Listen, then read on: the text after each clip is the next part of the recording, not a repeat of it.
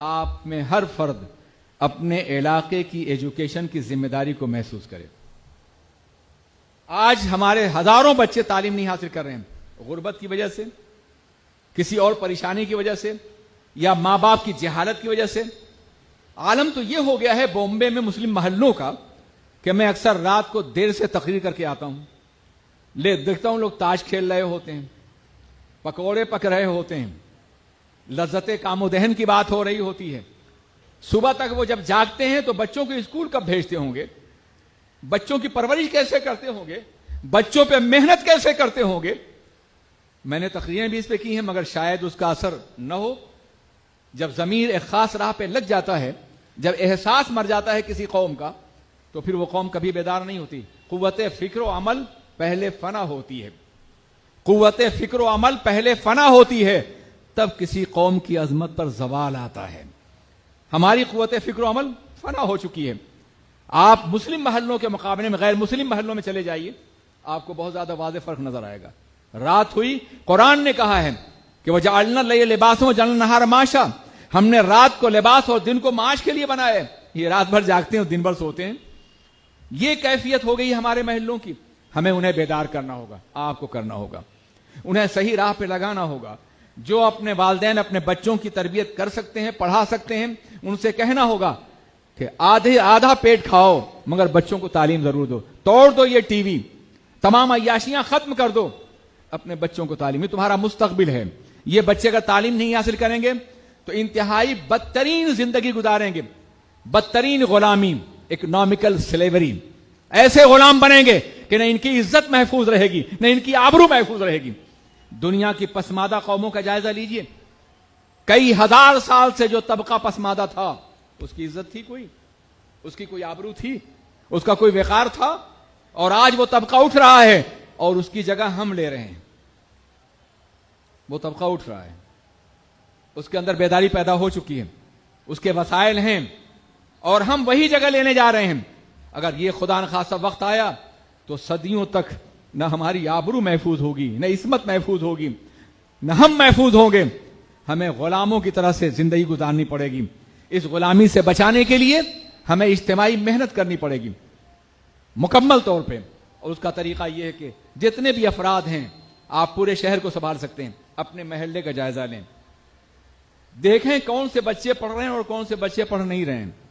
نہیں پڑھ رہے ہیں تو نہ پڑھنے کے اسباب تلاش کریں اور ان اسباب کو دور کرنے کی کوشش کریں۔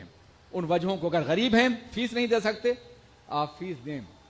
اور صرف یہی نہیں بلکہ جو بچے پڑھ رہے ہیں ان کے لیے ایکسٹرا ٹیوشن کا انتظام کریں۔ میتھ ہے، سائنس ہے، لینگویج ہے، آپ انہیں ہفتے میں ایک روز ٹائم دیں تاکہ وہ ہیوی ٹیوشن سے بچنے کے لیے اپنے اپنے محلے میں خود پڑھیں۔ آپ علماء سے بھی کام کرا سکتے ہیں، اور طریقہ یہ ہے کہ علماء 1 یا 2 روز تک دین کی تعلیم دیں اور آپ لوگ انہیں سیکولر ایجوکیشن دیں، کالج کی تعلیم دیں۔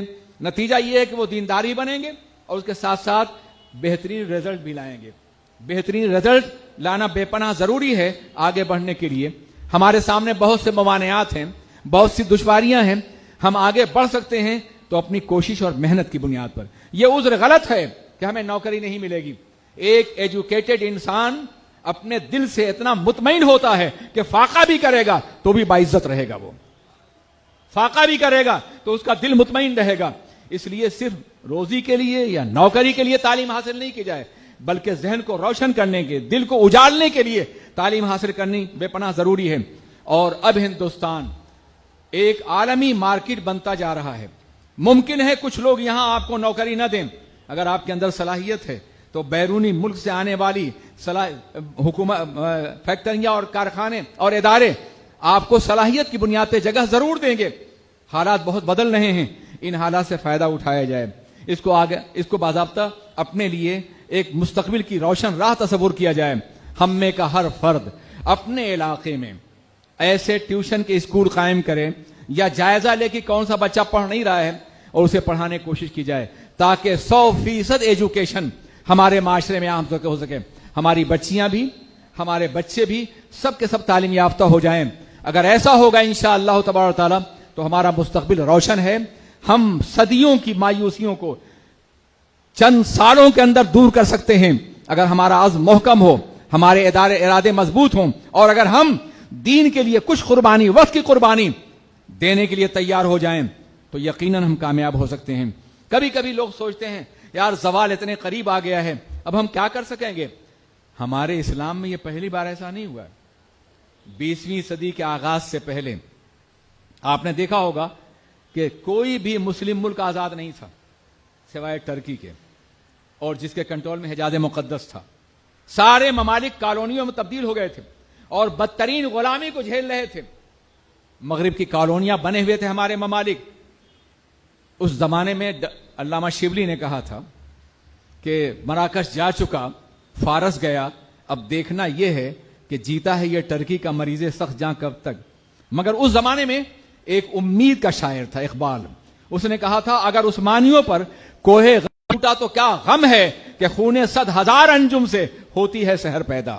100,000 ستارے ڈوبتے ہیں تب صبح ہوتی ہے، ڈوبنے دو ان ستاروں کو، صبح آئے گی، مگر اس کے لیے تیاری کرنی ہوگی۔